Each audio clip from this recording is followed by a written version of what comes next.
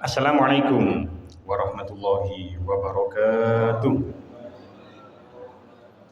Talaban biridaillahi ta'ala nabiyina Muhammadin sallallahu alaihi wasallam ila alihi washabihi wa wahidil kiram jamil mursalin wa lajin malakat wa muqarrabin ila jami' tabi'in wa ila jalama ilah wal awliya ilahi namakan wa ila jami' mufassirin syamsi wa tabari wa syamdil qadir jilani wa syekh fasratin araji wa syekh imam al-qutubi wa syekh udukasir wa syekh syulutin al-mahalli wa syekh syulutin syuhid wa syekh sulaiman al-jamal wa syekh masyawi wa syawkani wa syekh mahmud al-alusi wa syekh nawawi al-baghdadi wa syekh mustafa al-marawi wa syekh tahir ibn ashir wa syekh mutawalli al-syari wa syekh tawi wa syekh Al-Aswadi wa Syekh Muhammad Al-Yusuf wa Syekh Rajab wa khusyun laki bisri Mustafa Bang wa ila jami' masyayikhina wa masyayikhina syawli lahumul Fatihah.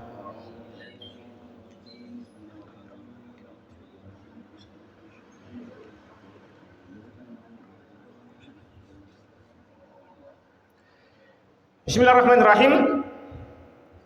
Kita lanjutaken asik tenggone ayat 217. Qala Allah Ta'ala fil Qur'anil Karim. A'udzu billahi minasy syaithanir rajim. Bismillahirrahmanirrahim. Yas'alunaka 'anil syahril harami qitalun fihi. Qul qitalun fihi kabir. Wasaddun an sabilillahi wa kufrun bihi wal masjidil haram wa ikhraju ahlihi minhu akbaru indallah wal fitnatu akbaru minal qatl wa la yazaluna yuqatilunakum hatta yaruddukum an dinikum in istata'u wa may yartadid minkum an dinihi fayamut wa huwa kafirun fa ulaika habitat a'maluhum fid dunya wal akhirah wa ulaika ashabun nar hum fiha khalidun. Innal ladzina amanu wal ladzina hajaru wa jahadu fi sabilillahi ulaika yarjuna rahmatallah wallahu ghafurur rahim. Yas'alunaka bakal takon sapa kaum ka ing sira Muhammad anis syaril harami saking wulan mulya. Kita len tegese perang ing fihi ing dalem syahril haram. Kul ngendika sira Muhammad, kita len utawi perang fihi ing dalem syahril haram iku kabirun gedhe dosane. Wasaddun utawi ngalang-alangi an sabilillahi saking dalan agamane Gusti Allah. Wa kufrun nan kufur bihi kelawan Allah wal masjidil haram lan saking masjidil haram wa ikhraju ahli lan ngusir ahline masjidil haram minhu saking masjidil haram iku akbaru gedhe dosane indallahi munggone Gusti Allah. Wal fitnatu tawi fitnah iku akbarun luwih gedhe minal qatli tinimbang saking perang. Wala yazaluna lan ora gengsir-gengsir sapa kaum kafir iku yuqatilunakum merangi supaya si kaum kum ing sira kabeh hatta yaruddukum hingga balekaken supaya si kaum kum ing sira kabeh antinikum saking agama sira kabeh. Ini stata'u lamun kuwasa supaya si kaum kafir. Wa man mongko sapane wong yartadid kang balik supaya si man minkum sing sira kabeh antini saking agamane man. Sayamut mongko kari-kari mati supaya si man wa huwa hal utawi man iku kafirun kafir. Fa ulaika mongko ta mengkono-mengkono mayartadid iku habitat lebur apa amalhum piro-piro amali ulaika fid dunya ing dalam dunya wal akhirati lan akhirat. Wa ulaika uta mengkono-mengkono mayartadid iku ashabun nari duweni bagian neraka. Hum utawi ulaika fiha ing dalam neraka iku khaliduna padha langgeng kabeh. Innal ladzina satune wong akeh amanu kang padha iman sebesi alladzina. Wal ladzina lan wong akeh hajaru kang padha hijrah sebesi alladzina. Wajahatu lan podo berjuang sawise alladzina fi sabilillah ing dalem ngagungaken agamane Gusti Allah. Ulaika uta mengkono-mengkono alladzina iku yarjuna ngarep-ngarep sawise alladzina rahmatullahi ing rahmati Allah. Wallahu ta'ala Allah iku ghafurun akeh ngapurane rahimun tur akeh welasi. Kita wasyaripun kali 17. Para sahabat padha takon marang Kanjeng Nabi ing bab peperangan ana ing sasi haram kena apa ora? Sadurunge Kanjeng Nabi wis ketekanan wahyu, mula banjur jawab kang sira-sirane perangan ana ing sasi haram lan uga ngalang-ngalangi menungso saking mameluk agamane Allah taala sing Masjidil Haram iku pancen salah gedhe nanging ngusir ahli Mekkah saking Mekkah iku keluputan gedhe mungguhe Allah taala. Wong-wong kafir iku ora leren anggone padha merangi marang umat Islam supaya umat Islam padha murtad balik kafir maneh. Kaya mengkono karepe wong-wong kafir yen iso. Mulane sing sapa wae wong Islam kang murtad saking agamane nuli mati durung tobat, wong mau lebur sakabehane amale lan bakal langgeng ana ing neraka. Tanbihun. Ayat kang nglarang kital ana ing wulan haram iki dimansuh kelawan ayat faqatul musyrikina haitsu wajadtumuhum. Surah At-Taubah ayat gangsal. 218. Satemene wong-wong kang padha iman lan padha hijrah lan padha perang sabil krana ngluhuraken agamane Allah taala iku padha arep-arep ganjaran saking Allah taala. Allah taala agung ngapurane lan agung welase. Ayat 217 wingi sampun kula terangaken, sampun kula jelasaken nanging karena memang ayatnya cukup panjang sehingga kita tidak bisa menyelesaikan dalam satu pertemuan. Kita flashback sedikit, kita flashback sedikit. Kalau ayat ini, ketika ayat ini turun, itu para sahabat diutus berangkat ke sebuah daerah oleh Rasulullah. Ada yang mengatakan 8, ada yang mengatakan 7. Niku kula maos kirangan tafsir napa niku kula maos, ada yang mengatakan 9, ada yang mengatakan 9. Salah satu dari kelompok itu ditunjuk menjadi pemimpin yaitu Abdullah bin Jahsh. Ini sampun kula aturaken. Lah, singkat cerita terjadi insiden, terjadi gesekan, akhirnya terjadi peperangan dalam skala kecil. Dalam skala kecil akhirnya Ibnu Hadrami orang kafir Quraisy terbunuh. Pada saat itu para sahabat mboten semerap apakah itu termasuk bulan Jumadil Akhir atau sudah masuk bulan Rajab. Ternyata sampun masuk bulan Rajab, yang mana bulan Rajab itu termasuk salah satu dari 4 bulan haram. Lajeng akhirnya para sahabat orang-orang kafir Quraisy, wingi sampun kula aturaken orang-orang kafir Quraisy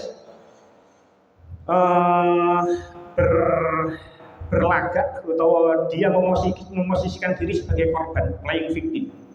Mereka mengatakan qad istahalla Muhammadun asyarul haram. Muhammad telah menghalalkan perang di bulan haram. Nah, apa yang dilakukan oleh sahabat itu memang salah, tapi jangan lupa wasaddun an sabilillah, menghalang-halangi orang masuk agama Allah, kufur marang Allah, menghalang-halangi orang masuk Masjidil Haram, ngusir orang-orang dari Masjidil Haram, itu jauh lebih besar mengguni Gusti Allah. Wal fitnatu akbaru minal qatl. Dan fitnah itu lebih besar dosanya daripada pembunuhan. Sampai kula terangaken tenggone pertemuan jauh sebelumnya, ketika membahas ayat insyaallah ayat 191 kerangan meskipun mungkin 6 bulan yang lalu. Kula nggak ada kitab, namanya kitab Al-Mu'jamul Mufarras li Al-Fadhil Quran. Kitab niki kamus menerangkan lafaz-lafaz Al-Quran. Jadi lafaz iki nang Quran disebut berapa kali. Niku ada, kalau nggak ada kitabnya disusun kali Syekh Muhammad Fuad Abdul Baqi. Setiap lafaz niku disusun kali Syekh Muhammad Fuad niku wau. Terus disebutkan di surat mana, surat apa, ayat berapa. Lah, lafaz al-fitnah, lafaz al-fitnah niku teng Al-Qur'an disebut sebanyak 30 kali. Insyaallah pun nanti kalau terangkan, tapi ya pasti lali. Al-Qur'an tenggone lafaz al-fitnah tenggone Al-Qur'an itu diulang sebanyak 30 kali. Di surah Al-Baqarah saja, di surah Al-Baqarah saja itu diulang sebanyak 4 kali. Jadi fitnah tentang Al-Quran itu diulang sebanyak 30 kali, bahkan di surah Al-Baqarah saja itu diulang sebanyak 4 kali. Pertama teng surah Al-Baqarah ayat 100 kali, ayat 900 kali. Buyen juz 1 tasian. Kalau tasih ingat sekali, insya Allah ketika membahas ayat 102 niki kita pertemuannya itu sampai 4 kali pertemuan. Sampai 4 kali pertemuan, saking suwene, saking dawane keterangannya. Ketika itu kita membahas tentang sihir, kita membahas tentang Harut Marut. Tenggone mriku Gusti Allah dawuh wa ma yu'allimani min ahadin hatta yaqula innama nahnu fitnatun fala takfur. Mereka keduanya itu adalah Harut dan Marut, itu tidak mengajarkan sihir kepada seseorang sampai mereka berdua berkata innama nahnu fitnah, sesungguhnya kami ini adalah fitnah. Fala takfur, maka jangan kamu kufur. Mboten kula maknani fitnah. Teng surah Al-Baqarah ayat 191. Ayatnya sangat populer nggih. Wa akhrijuhum min haitsu akhrajukum wal fitnatu asyaddu minal qatl. Dan usirlah mereka dari tempat mereka mengusirmu, dan fitnah itu lebih kejam daripada pembunuhan. Teng surah Al-Baqarah ayat 193, wa qatiluhum hatta la takuna fitnatu wa yakunad dinu lillah. Perangilah mereka itu sampai tidak ada lagi fitnah dan agama hanya bagi Allah semata. Terus teng surah Al-Baqarah ayat 217 niki, wal fitnatu akbaru minal qatl. Dan fitnah itu lebih besar daripada pembunuhan. Ana maneh teng surah At-Taghabun ayat 15, ayatnya sangat populer. Gusti Allah dawuh teng mriku, innama amwalukum wa auladukum fitnah. Sesungguhnya hartamu dan anak-anakmu itu adalah fitnah. Mboten kula sebut kabeh, hanya kula sebut 5 dari 30 lafaz fitnah teng Al-Qur'an. Itu tidak ada satupun ayat yang bermakna fitnah itu bermakna menuduh seseorang tanpa bukti. Kalau barani maneh, lafaz fitnah teng Al-Qur'an diulang sebanyak 30 oleh Gusti Allah. Dengan cari sendiri ini diulang sebanyak 30, tidak ada satu pun lafaz fitnah di dalam Al-Quran itu yang menunjukkan makna menuduh seseorang tanpa bukti. Termasuk teng ayat niki, teng tafsir Al-Qurtubi, teng niki Imam Al-Qurtubi dawuh qala Mujahid wa ghairu al-fitnatu huna al-kufru ay kufrukum akbaru min qatlina ulaika. Menurut Imam Mujahid, lafaz wal fitnatu akbaru minal qatl, fitnah nanggone ayat niki itu bermakna kufur. Maksudnya apa? Kekufuranmu orang-orang kafir Quraisy marang Gusti Allah ikut dosane luwih gede timbang pembunuhan yang dilakukan oleh kelompok muslim terhadap mereka. Wa qala al-jumhur, tapi menurut jumhur ulama ketika membahas ayat niki 217 wal fitnatu akbaru minal qatl itu, al fitnatu huna fitnatuhum al muslimina an dinihim hatta yahliku. Anna dzalika asyaddu ijtiraman min qatlihim minasyahril haram. Sing dimaksud menurut jumhur ulama, fitnah nangone ayat ini adalah memalingkan orang-orang Islam, memalingkan orang-orang Islam dari agama mereka hingga mereka binasa. Ini sampun kita cerita bagaimana orang-orang kafir Quraisy menghalang-halangi banyak sekali para sahabat Kanjeng Nabi, Bilal bin Rabah, keluarga Yasa, Ammar bin Yasir dan yang lain sebagainya. Menurut jumhur ulama, fitnah nangone ayat ini bermakna menghalang-halangi orang Islam masuk pada agamanya. Sing biyen wal fitnatu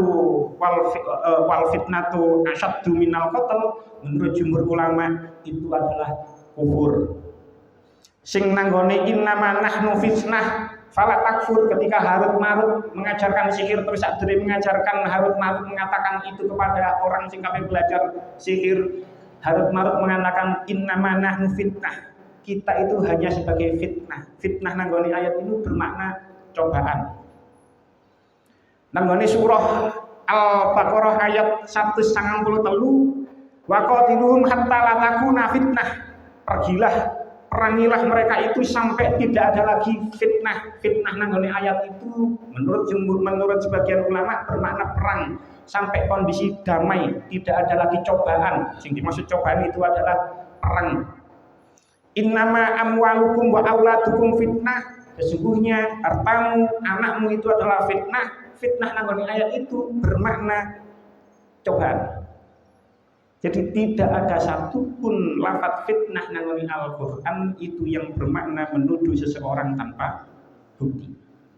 Tadi, ya, lek ono kiai, sekalipun disebut kiai, ya, lek ono kiai sekalipun disebut kiai, misalnya ceramah di suatu tempat atau ngaji di sebuah tempat, terus mengatakan fitnah itu dosanya lebih besar daripada pembunuhan. Sing dimaksud fitnah itu adalah menuduh seseorang tanpa bukti.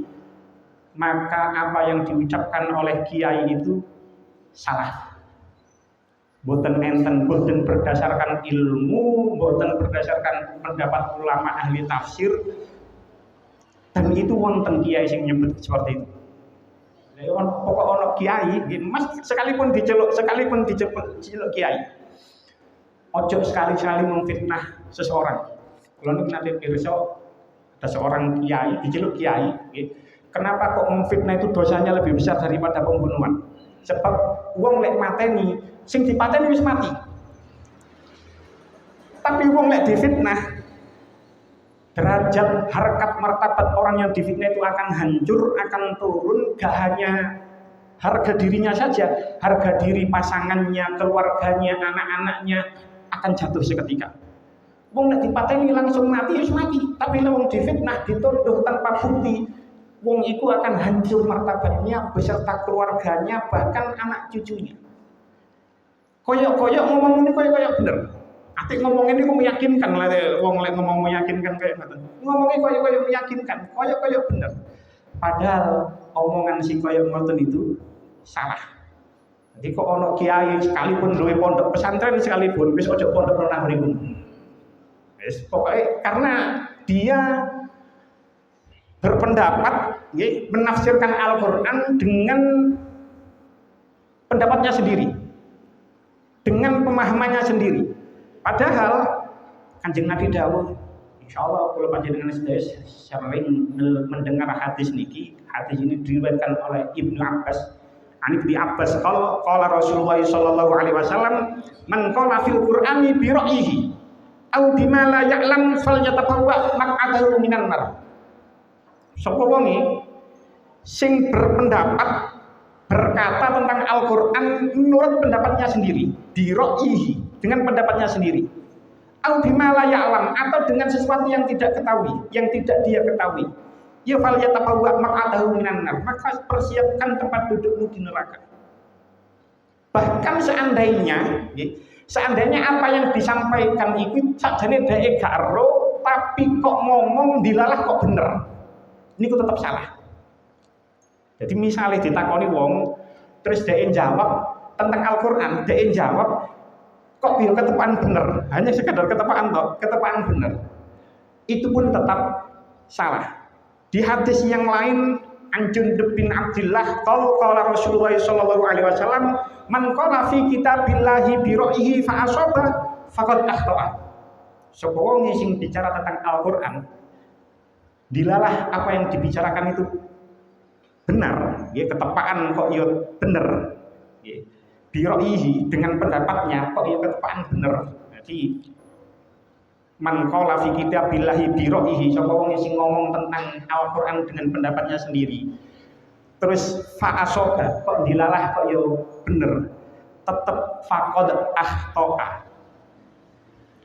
Dia tetap salah.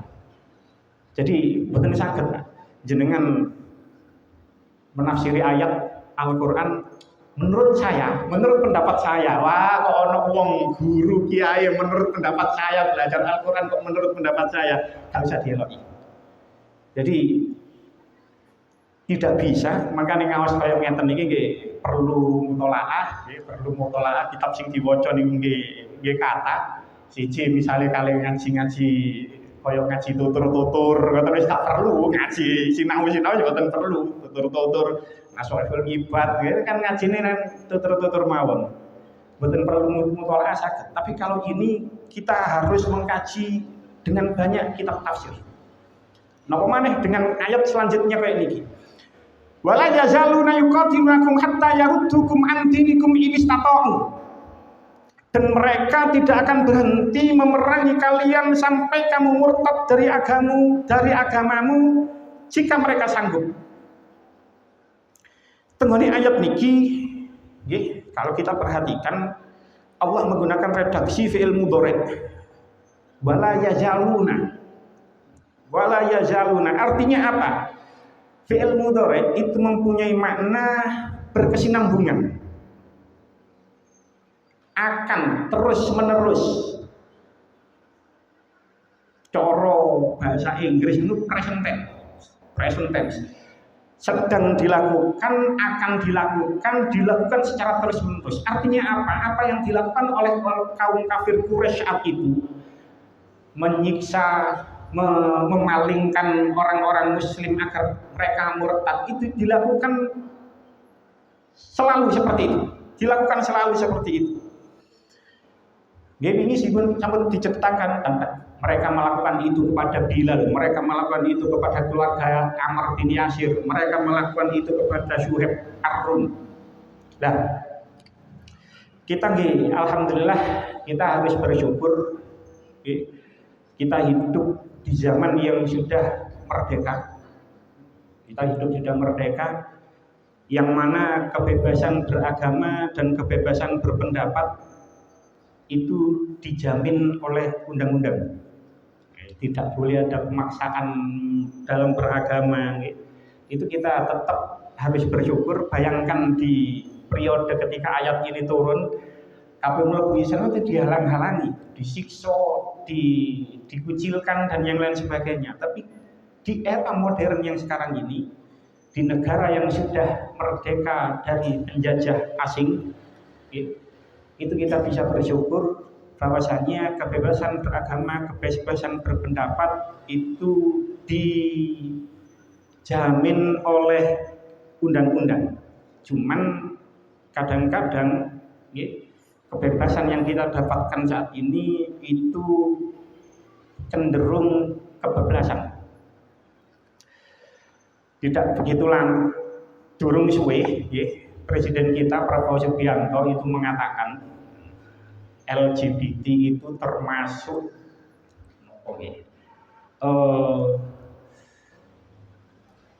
apa istilah Prabowo ini? Ancaman yang masuk di zaman modern saat ini. Kita tidak bisa menormalisasi LGBT. Niku di agama manapun, kita bukan bahas agama Islam. Di agama manapun pernikahan itu harusnya dengan beda jenis.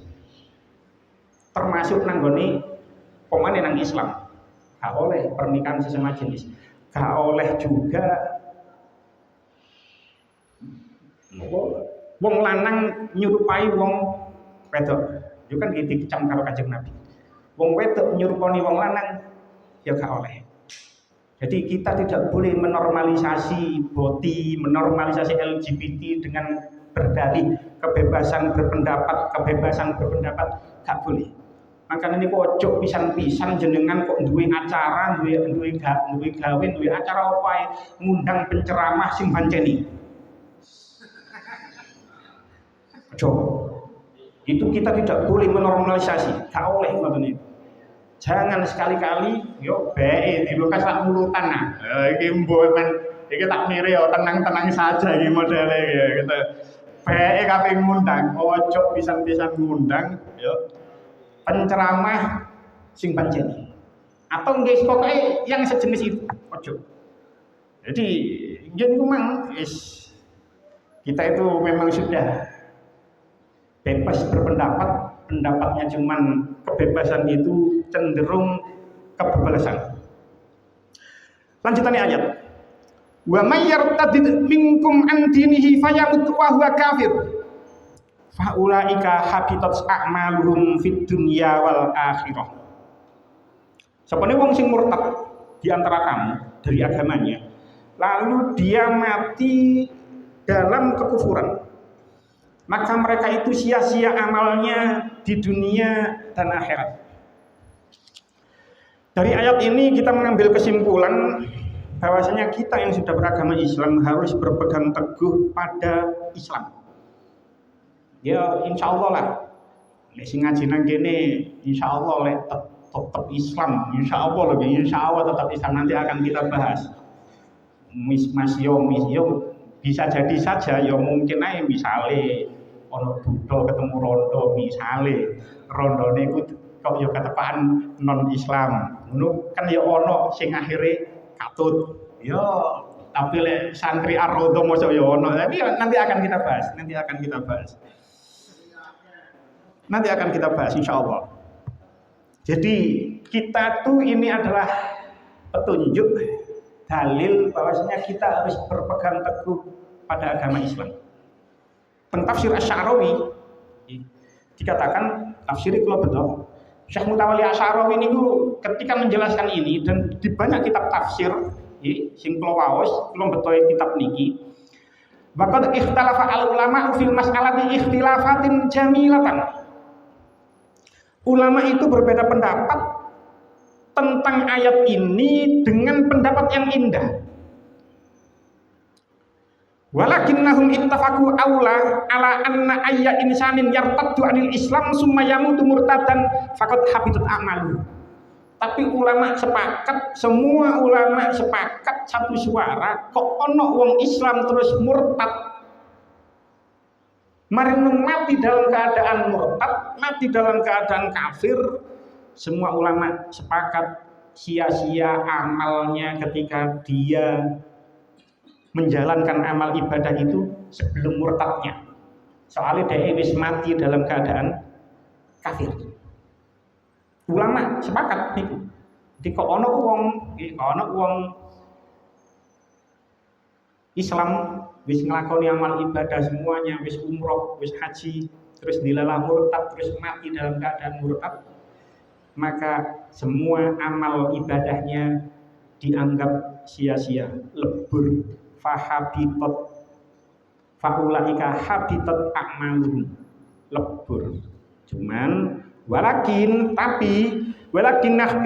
ikhtilafahum tarakkaza fi ma law raja'a wa amana marratan saniyatan. Tapi ulama berbeda pendapat. Fokusnya kalau dia balik Islam maneh untuk yang kedua kalinya. Ono wong Islam terus mari ngono murtad, mari ngono mlebu Islam maneh. Ailam yamut tegese dhek durung mati. Wa huwa kafir. Mati belum dalam keadaan kafir. Maksudnya dia belum mati dalam keadaan kafir. Lam yamut wa huwa kafir. Kok ana wong Islam mareng murtad, mareng bali Islam maneh, durung mati dalam keadaan kafir. Bal raja'a fa amana ba'da riddatihi, tapi dhek balik iman maneh setelah kemurtadannya. Fahal habita amaluhu am lam yahbit? Apakah amalnya sia-sia atau tidak? Ini ulama berbeda pendapat. Misal, umroh kita sudah bahas kemarin, umroh itu ada pendapat yang mengatakan umroh itu wajib. Ono wong Islam mari ngono salam pas wae Islam umroh, mari ngono murtad, mari ngono Islam maneh misale. Dek jenengan muskil mosok ono wis wong mari umroh niku murtad. Jenengan doleki nang ngene Google artis yang murtad setelah umroh niku lak yo akeh. Mboten kula sebut jenenge. Wis sampean googling sendirilah. Artis yang murtad setelah umroh, setelah mari umroh lho kok yo murtad. Niki jenengan googling sendirilah. Siapa saja. Niku yo akeh. Akeh ku artinya lebih dari 3. Artis terkenal. murtad setelah umroh. Dalam testimoninya ya cerita nih ketika di salah satu podcast dia itu dulu Yesus nang ndukur Ka'bah ya kan zaman dolai tes YouTube ini kok ono testimoninya seperti itu. Jadi ojo wis umroh ae kok ojo durung karuan. Insyaallah enten di ayat 218 niku. Mari umroh niku yo murtad. Nah, seandainya artis ini sampai saat ini masih kafir. Seandainya artis niku mang mlebu oleh hidayah mlebu Islam maneh, iman maneh. Umroh iku mang sia-sia apa tidak? Ulama beda pendapat. Ngoten lho maksudnya. Walil Imam Syafi'i. Menurut Imam Syafi'i, ra'yun yaqulu innal ladzi yartaddu 'anid dinihi tahbatu a'maluhu in mata 'alal kufri. Menurut Imam Syafi'i, wong murtad iku mang, nggih. Wong murtad iku mang metu teko agamae, amalnya akan sia-sia jika dia mati dalam keadaan kafir. Imma in ada wa aslama marratan ukhra fa inna a'malu allati kanat qabla al-irtidati takunu mahsyubatun lahu. Ketika dia murtad marang mlebu Islam maneh, amalnya sebelum murtad iku dihitung. Lek urusan diterima apa enggak kan yo amal saja kita amal ibadah kita saja belum tentu diterima gak ya apa jare Gusti Allah, tapi tetap dihitung, artinya tidak sia-sia. Gak sia-sia. Jadi menurut Imam Syafi'i, kalau orang Islam marang murtad marang Islam maneh, amal ibadahnya ketika Islam itu tidak sia-sia. Tidak sia-sia. Dihitung. Urusan diterima boten urusan Gusti Allah, tetap dihitung. Tapi menurut Imam Abu Hanifah, ra'yun mukhtalifun fal yaqulu la, enggak dihitung. Sebab napa? Tenggone mriki dikatakan inna ayata suratil maidah laisa fiha fayamut wa huwa kafirun.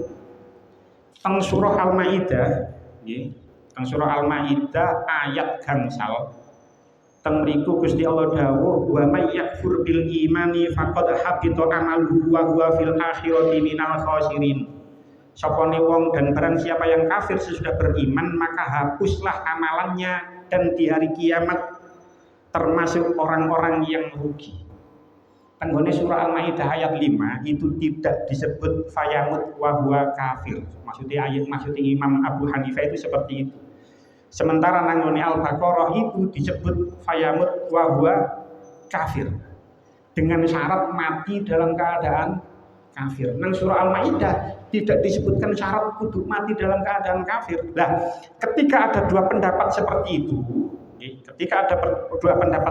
itu, sing diambil itu sing mutlak, sing umum. Jadi lek ono wong Islam terus mari ngono murtad, terus mari Islam maneh, otomatis amal-amal yang dilakukan ketika dia Islam sadurunge murtad itu wis tak dihitung kabeh. Termasuk umroh, termasuk haji nih. Itu perbedaan pendapat di antara dua ulama. Lek wis kaya ngoten, tafsir Al-Qurtubi juga dibahas. Lek wis haji, maka dia wajib haji maneh. Lek wis umroh, dia wajib umroh maneh. Lek umroh niku bro, kita sudah bahas hukum umroh seperti apa. Dia berkewajiban mengulang lagi. Tapi lek Imam Syafi'i pokoknya dia balik gak wajib baleni. Niku menurut dua pendapat pun. Wa ulaika ashabun nar hum fiha khalidun, dan mereka kekal di dalam neraka, dan mereka itu termasuk penghuni neraka dan mereka kekal di dalamnya. Tafsir Al-Qurtubi dikatakan waqtalafa al-ulama fi nasli hadhil ayah. Ulama itu berbeda pendapat apakah ayat ini sudah dinasakh apa belum. Fal jumhuru ala nashiha. Menurut jumhur ulama, ayat ini sudah dinasakh. Kita sudah membahas tentang ayat nasakh mansukh, ketika itu kita bahas ayat ini sudah dinasah. Artinya apa? Wa inna qitalal musyrikina fil ashhuril hurumi mubahun. Artinya karena ayat ini sudah dinasah, maka berperang di bulan haram itu boleh. Jadi kok umpama saniki bulan Muharram, wingi saniki pun Safar. Kaya wingi niku ternyata sudah masuk tanggal 1 Safar Rebo wingi niku. Nah, mandiri kan ya gak ngerti. Perpindahan bulan perpindahan bulan Hijriah kan ya gak ngerti ini yo ketika buka HP ternyata iso ono sing iso ndelok. Artinya seandainya kok saat ini nih kok ono perang, misalnya bulan Muharram atau bulan Rajab, maka itu sudah boleh sebab hukumnya sudah dinasah. Cuman ulama beda pendapat apa sing menasah, apa yang menasah perlarangan perang di bulan haram. Ada yang mengatakan gini kumang lek kita membahas sarai Mbak Bisri Mustafa surah At-Taubah ayat gangsal faqtulul musyrikina haitsu wajadtumuhum. Ada yang mengatakan tentang surah tafsir Al-Qurtubi nasakhaha wa qatilul musyrikina kafah surat At-Taubah ayat 36. Ada yang mengatakan nasakhaha ghazwun nabi saqifan fi syaril haram. Ada yang mengatakan dinasah karena Kanjeng Nabi itu pernah berperang dengan Bani Saqif di bulan haram. Apapun bentuknya, yang jelas menurut jumhur ulama, seandainya sekarang terjadi perang, walaupun di bulan haram, hukumnya boleh. Ya, perlu iso sekali perang. Cuman kan bagaimanapun di belahan bumi yang lain tetap di saat ini ada peperangan itu. Nah, pun kita lanjutkan. Innalladzina amanu walladzina hajaru wa jahadu fi sabilillah ulaika yarjuna rahmatallah wallahu ghafurur rahim. Sesungguhnya orang-orang yang beriman, orang-orang yang berhijrah dan orang-orang yang berjihad di jalan Allah, mereka itu mengharapkan rahmat Allah dan Allah Maha Pengampun lagi Maha Penyayang. Tentang kitab Lubabun Nubul fi Asbabun Nuzul karangan Syekh Jalaluddin Asyuti, kitab yang menjelaskan tentang Asbabun Nuzul ayat-ayat Al-Qur'an itu tidak disebutkan Asbabun Nuzul ayat niki. Boten enten Asbabun Nuzul ayat niki ketika kita membaca kitab karangan Syekh Jalaluddin Asyuti. Tapi kalau nggak ada kitab termasuk Ummahatut Tafasir, termasuk ibunya kitab tafsir. Ini tafsir Al-Kabir, tafsir Mafatihul Ghaib karangan Syekh Fakhruddin Ar-Razi. Termasuk tafsir salaf karena beliau lahir tahun 1150 sedo tahun 1210. Biasa ini wis 2006 lagi wis 900 tahun yang lalu.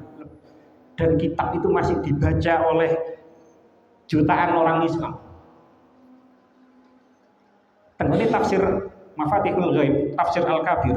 Syekh Fakhruddin Ar-Razi berkata, "Fi ta'alluqi hadhil ayati bima qablaha wajhani." Ayat ini punya hubungan dengan ayat sebelumnya, ada dua wajah, ada dua pendapat.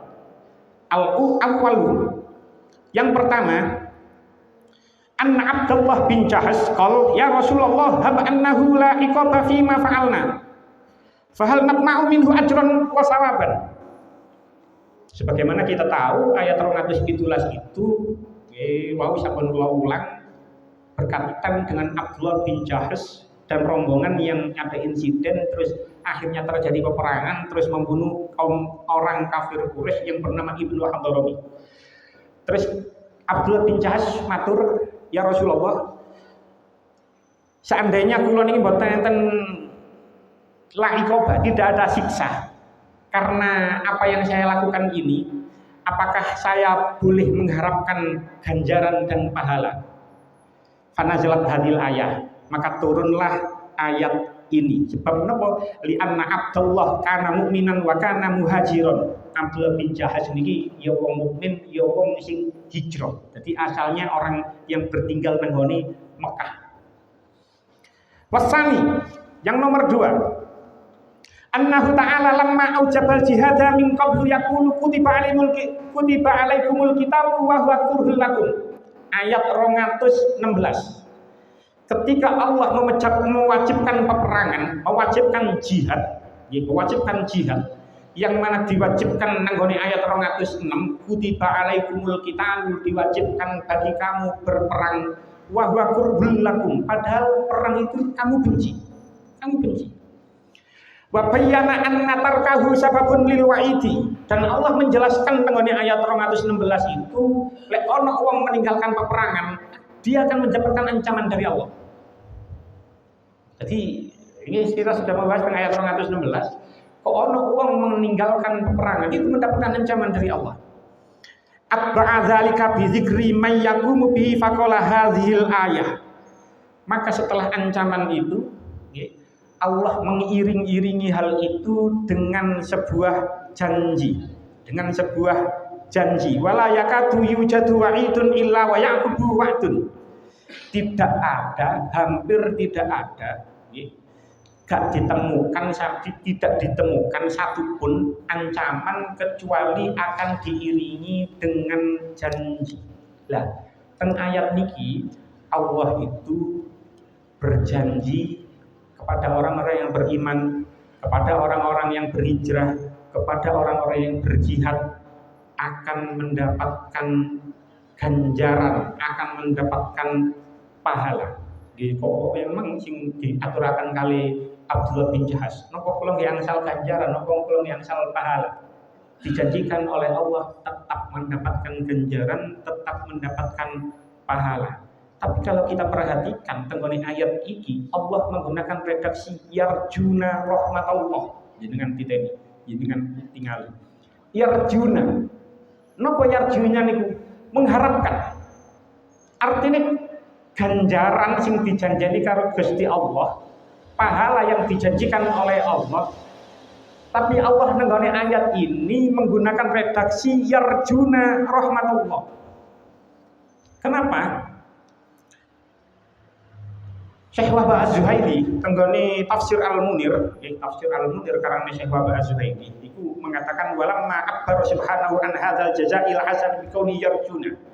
Allah itu mengibaratkan pahala yang baik itu dengan dawuh yarjuna. Wa qad madahum li annahu la ya'lamu ahadun hadzid dunya annahu shairun ilal jannah. Sesungguhnya Allah itu memuji mereka dengan dawuh yarjuna, sebab apa? Tidak ada satupun orang yang tahu dia akan menjadi penduduk surga. Walau balagha fi taati kulla mablahin. Senajana wong niku taat dalam segala hal. Jadi wadzalika li amrayni ahaduma la yadri bima yuhtamu lahu. Kenapa Allah menyebut yarjuna, pahala ganjaran sing dijanjikan kok masih disebut yarjuna rahmatullah? Sebab tidak ada satupun orang di muka bumi ini yang akan mengetahui bagaimana akhirnya nanti. Gak ono sing ngerti siapapun di antara kita, senajan taat, kita tidak akan tahu menikmati niku yo. Gak ono jaminan masih awak dhewe ahli ibadah, misale jamaah gak tahu penarian, gak tahu absen dan yang lain sebagainya, tidak ada jaminan kalau kita mati dalam keadaan baik. Tidak ada jaminan mati dalam keadaan husnul khatimah, karena tidak tahu la yadri bima yuhtamu lahu. Wasani sing nomor kali li alla yattaqila ala amalihi, supaya orang itu tidak bergantung pada amalnya, tidak bersandar pada amalnya. Warraja'u mashubun abadan bil khaufi, harapan itu selamanya harus diiringi dengan kekhawatiran. Harapan itu harus selalu diiringi dengan rasa takut. Kula panjenengan sedaya itu pasti berharap mati husnul khotimah, engkau mlebu surga bi ghairi hisab, itu pasti. Itu pasti. Cuman seandainya wong kan wis terlalu optimis. Misalnya ono majelisan nang ndi ae ditekani. Sing waduh ono majelisan nang ndi ae ditekani. Terus dia sudah berharap, optimisnya 100%, tidak ada rasa sedikit khawatir sama sekali, dia akan sembrono. Napa maneh dhek misale keturunane wong apik, misale keturunane kiai, pemane misale ngaku keturunane nabi, misalnya Allah aku keturunane kiai kok, aku keturunane nabi ya kok engko husnul khotimah. Tidak bisa. Harapan itu harus diiringi dengan rasa takut. Sebab harapan tok gak ono diiringi rasa takut sedikit pun, tidak diiringi dengan rasa kekhawatiran sedikit pun, dia akan sembrono. Walah wis amal wis umroh balak-balik, haji balak-balik, wis surga ben rono aku arba'in aman wis. Harus diiringi dengan rasa khawatir. Ojo-ojo nanti pas wayahe kabeh mati aku ngene, aku ngene. Ojo-ojo meneh aku tuwa kaya ngeten. Harus diiringi rasa khawatir. Ojo terlalu optimis. Wah, aku mesti mlebu surga. Ojo. Sembrono. Tapi begitu juga kama annal khaufa ma'ahu rajaun. Sebagaimana rasa khawatir harus diiringi dengan harapan. Supaya nopo? Supaya kita tidak putus asa. Misalnya mawon kok ono di antara kula panjenengan mongso aku wis dosaku wae wis karo-karuan dosaku niki. Wis gak iso iki oleh ngapura Gusti Allah wis gak iso wis tak lakoni dosa ae wis tetep tak lakoni dosa-dosa iki wis dosa wis kakean soalé gak ngarep diapura. Gak ngarep disepura karo Gusti Allah, tidak. Kekhawatiran itu harus diiringi dengan harapan. Sakira dosane gede seseorang itu masih ada harapan rahmati Allah itu jauh lebih besar. Artinya nopo? Seseorang yang secara zahir berperilaku baik itu harus memiliki kekhawatiran jangan-jangan nanti ketika tua saya tidak seperti ini. Supaya tetap dia tidak sembrono, supaya dia tetap menjaga amalannya. Tapi lewis misalnya sudah berlumur dosa, jangan pernah putus asa terhadap rahmat Allah. Nah, lewat ayat ini, tentang tafsir Al-Munir, tetap tafsir Al-Munir dikatakan wal hijratu allati imtadahallahu biha al-mu'minina kanat fardhan 'alal muslimina min Makkah ilal Madinah. Lewat ayat ini itu menjadi dalil yang mana Allah memuji terhadap orang-orang yang hijrah. Dan hijrah itu wajib bagi mereka yang Islam dari Mekah ke Madinah. Summa nusikhat biqaulihi sallallahu alaihi wasallam fi shahihi. Kemudian kewajiban hijrah. Jadi biyen hijrah ini wajib. Hijrah dari Mekah ke Madinah itu wajib. Dan tafsir Al-Munir dikatakan seperti itu. Baru dinasah ketika Kanjeng Nabi dawuh ketika Fathu Makkah tenggone Sahih Bukhari wonten teng Sahih Muslim wonten wau kula tingali teng Sahih Bukhari juz kali hadis nomor 3077 teng Sahih Muslim kula tingali juz 1 hadis nomor 1353 teng niku Kanjeng Nabi dawuh la hijrata ba'dal fathi. Tidak ada hijrah setelah Fathu Makkah. Walakin jihadun wa niyatun, tetapi ini jihad dan niat. Jadi saat nanti Fathul Makkah sudah tidak ada lagi kewajiban hijrah sing ono jihad sing ono niat. Nah, jihad itu secara konsep dasar itu memang bermakna peperangan. Itu sudah kita bahas di ayat sebelumnya. Tapi karena negara kita damai, negara kita negara merdeka, tidak ada peperangan, bukan berarti kita tidak berjihad saat ini, tidak. Ya jihad di era modern saat ini, ya jihad melawan kebodohan, jihad melawan kemiskinan, jihad melawan masalah kesehatan. Jadi kita mempunyai anak, ya kita sekolahkan agar mereka tidak bodoh. Kita bangkitkan usaha ekonomi untuk melawan jihad kemiskinan, dan jangan lupa jihad melawan masalah kesehatan. Males saja nih olahraga, tapi itu butuh jihad, diperangi, ayo olahraga. Sebab bagaimanapun juga ibadah itu juga memerlukan fisik yang sehat dan kuat. Ibadah nopo mawon, termasuk sholat itu membutuhkan fisik yang sehat dan kuat. Lek awak dhewe males olahraga, males menjaga pola makan, tidur gak karu-karuan, kita di masa tua yo tidak akan sehat, yang mana nanti ibadah juga tidak akan merasa nikmat. Jadi jangan lupa masih jihad itu bermakna peperangan. Di zaman era modern ini, jihadlah melawan kebodohan, jihad melawan kemiskinan, jihad melawan masalah kesehatan. Pun cekap kesehatan, mugi-mugi tadi keterangan manfaat. Bismillahirrahmanirrahim. Sallallahu Muhammad wa sallam Muhammad alhamdulillahirabbil alamin. Allahumma ja'alna wa auladana wa dzurriyyatina min ahli al khair wa la taj'alna wa iyyahum min ahli syarril khair. Allahumma ja'alna wa iyyahum min ibadika sholihin. Allahumma rabbana atina fid dunya hasanatan wa fil akhirati hasanatan wa qina adzabannar. Sallallahu alaihi Muhammadin nabiyyin sallallahu alaihi wasallam. Walhamdulillahirabbil alamin. Assalamualaikum warahmatullahi wabarakatuh.